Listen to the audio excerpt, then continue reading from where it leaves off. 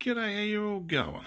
Now, this is a very quick update on the water flow regulator, which I bought because we live off tank water, and you want to constantly keep a nice flow of water that goes through your still and keeps it the right temperature. Now, the only time I've actually seen it fluctuate in temperature is when it goes from hot to cold or cold to hot outside. The ambient temperature changes, and I've seen that sitting down watching the still, and I've seen it goes from 61.4 to 40 to like 41, right, in a couple of minutes, because the ambient temperature outside changed the temperature of the water.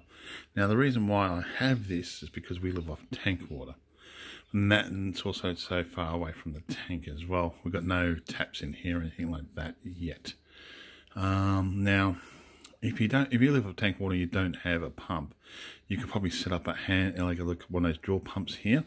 Just have it hooked up to going to the hose, going to the tank, and then so that way there you constantly keep that water flow into here. As long as that's full, that can keep water flowing nicely.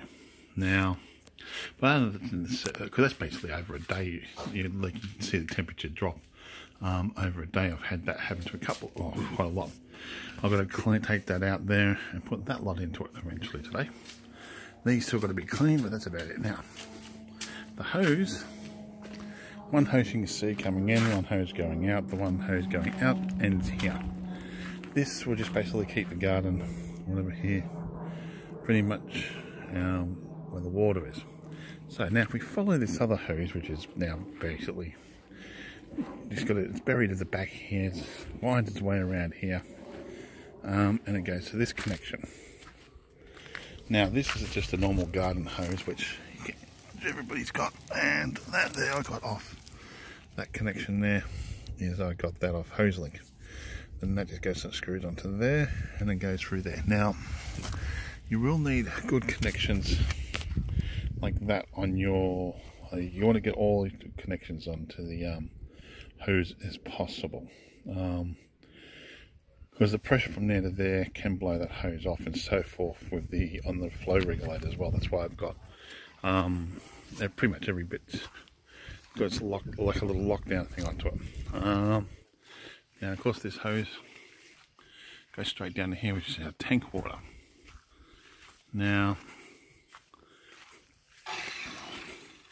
I've got a separate hose which I water the whole garden, which covers the whole garden front and back. Now, eventually I'll be setting up another system like this and running a hose into that, running a pipe into the shed, and hopefully having a sink there. I can use that for cleaning, because that gives really beautiful water. Because this water is only for keeping it cool, so it doesn't need to go through a filter or anything.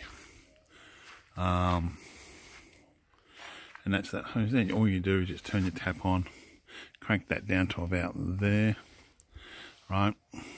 And then basically walk up and start the thing, and that's it. That's how easy it is to use. But you can see this is the only access point I got to water from the outside. I could try to get inside the house, but then where would I set the still up? Where will I set everything else up? It's easy to set up in the garage.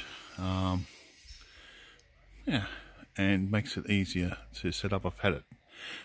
Did have a couple of times outside here, but then of course you've got to look at the ambient temperature. If it's too cold, too hot, you got to worry about that there. If it's bloody bung down rain or wind, you got to worry about that.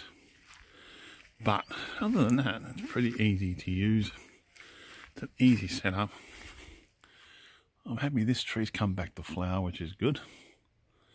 I sort of hacked the inside of it out because the council said it was too close to the power line or something like that. They're doing pretty good here, the veggies. But anyway, that's that set up. Nice. How I set it up and the reasons why I set it all up. That looked really beautiful. It still does. When all the branches weren't hacked out of it. Oh well. Still looks beautiful. Have a grow back there anyway eventually. That brings a lot of bees, I can tell you that now. Thousands upon bees come here, and it's absolutely. On some days when you're here and the bees are there, it's just magical. And the colour is just absolutely fantastic. Oh, I'm babbling on about other things. Now this plant here, the passion fruit smelling plant, it's died off a bit. It's coming back a little bit, but it's also self-seeded in this bag. So I'm pretty much going to just leave it there and let it grow in a bag. If it's happy there, just let it be.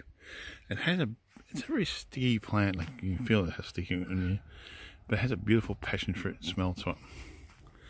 But other than that, yeah, that's it. But you want to have the connections done right though, so I'll go back in here and explain. Because what we did find was the pressure coming into the flow, into the water flow regulator. I'm going to show you here. See, so you need one here because the pressure coming in here is actually blowing it off. Sorry, you need one there because the pressure there is actually blowing it off.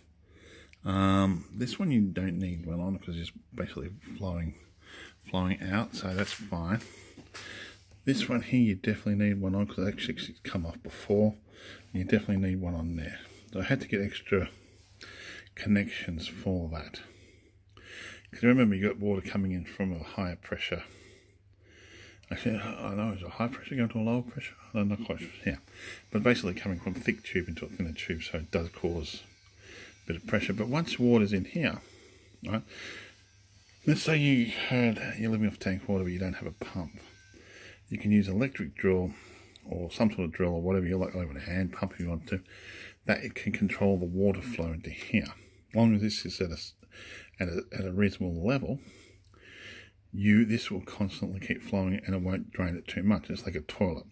It will only fill up the water when that, you can see down there, that goes down. So basically it's designed exactly like a toilet. When the water goes down to a certain level, more water comes into it. That's pretty much about it.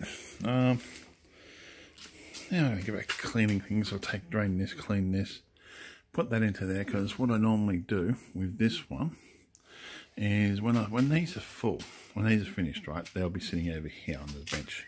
I'll have that board underneath, so it's a slight angle when I get to a point, and I'll let them sit for a while. Then I'll drain one of those into that. You get a little bit of sediment, which you get into the cup. But when you open this one up and have a look into this one, you don't get much sediment at all. Like, I've allowed it to sit for at least, if I can open it without disturbing too much, I've allowed it to sit for another 12 hours to 24 hours. You can't really see, but there's a fine layer of sediment down the bottom, but it's below the tap line. As you can see that there. So that's the excess sediment caught from just your normal filtering process, and none of that sediment ends up into the still itself. So you get a cleaner wash and you get a cleaner result at the end because you have less sediment into the still. I find that pretty good. I want to get another filter though from there to there. I'm thinking it's something I can probably put into that as well.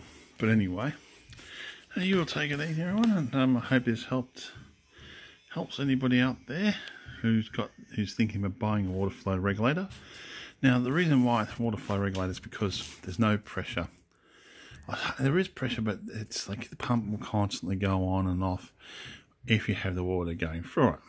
This way here, excess water gets to a point, pump doesn't need to go on because it's not always constantly going through, you know what I mean? It's just grabs what it needs to, and it's also some uses a toilet, or if you're doing washing, you've got the dishwasher on or the clothes washer on, it won't affect the flow regulator because that controls the water flow going into the still. Anyway, you all take it easy, and I hope this helped you out.